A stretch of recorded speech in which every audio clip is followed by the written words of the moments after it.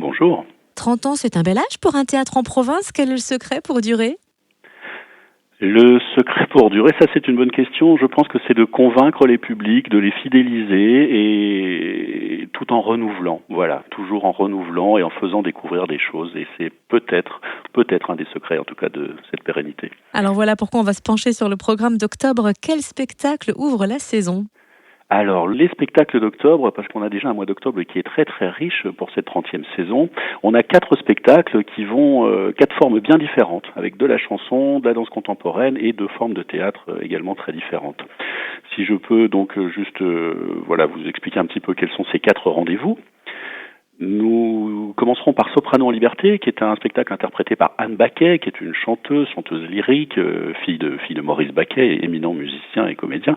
Voilà, c'est un spectacle tout public dans lequel Anne Baquet interprète des chansons écrites pour certaines spécialement pour ce spectacle, et là elle a fait appel à des grands noms de la poésie en chanson, comme Juliette ou François Morel, et elle interprète aussi des classiques qu'on a tous plus ou moins en tête, qui vont de Chopin aux Beatles ou à Queen. Voilà, c'est vraiment un très beau spectacle qui s'adresse à toutes les générations, plein d'humour, plein de poésie. Voilà, c'est un vrai, un simple, un virtuose moment de divertissement, en tout cas de divertissement dans le sens le plus noble du terme. Voilà pour cette ouverture de saison, le vendredi 11 octobre.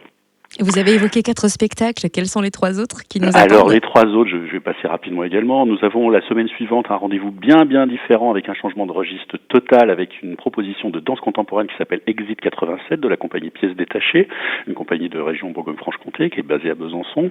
Et là, c'est une sorte de performance de danse contemporaine qui a une grande particularité très intéressante, c'est que les artistes, mais aussi le public, sont dans le même espace, à savoir ils sont sur la scène du théâtre. Le public sera assis par groupe, on créera des sortes d'îlots de public et autour desquels les danseurs vont évoluer.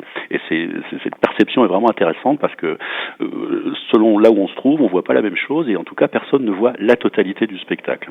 Et c'est un spectacle qui a pour thématique la période punk des années 70, l'engagement musical et l'engagement sociétal qui a représenté cette période. Donc c'est quelque chose de très particulier, très enlevé, avec une énergie incroyable et un rendez-vous en tout cas très intéressant. Et pour terminer le mois d'octobre, je vais aller vite également, on a 2 rendez-vous plutôt autour du théâtre, en partenariat avec les rencontres de la Maison Jacques Copeau, qu'on accompagne depuis 7 ans au Théâtre de Beaune, et 2 spectacles autour de la thématique cette année qui est l'arme du rire. Le rire peut, dans le spectacle vivant, mais peut-être dans toutes les formes d'art en général, est une arme de combat. Voilà, on commencera par un magnifique spectacle qui s'appelle Volant piqué, qui a été mis en scène par Patrick Pinault, qui a voulu rendre hommage et remettre au goût du jour Karl Valentin.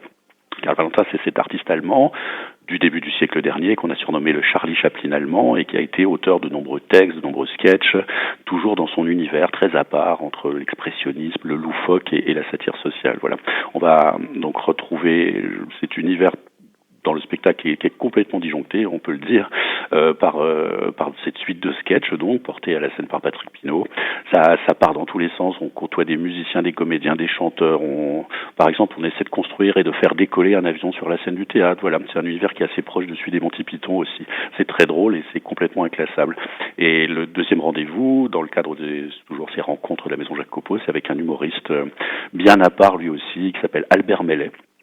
C'est quelqu'un qui avait reçu le prix Raymond DeVos à une autre époque et c'est là aussi, pour ceux qui ne le connaissent pas, un univers qui est à découvrir. C'est un personnage qui est truculent, qui même s'il ne sourit jamais, est absolument hilarant et qui a des textes d'une intelligence qui à notre sens est devenu assez rare parmi les humoristes qui occupent les scènes d'aujourd'hui. Voilà, Mellet, c'est un personnage qui est à part, assez inqualifiable, à découvrir en tout cas. Voilà pour le mois d'octobre.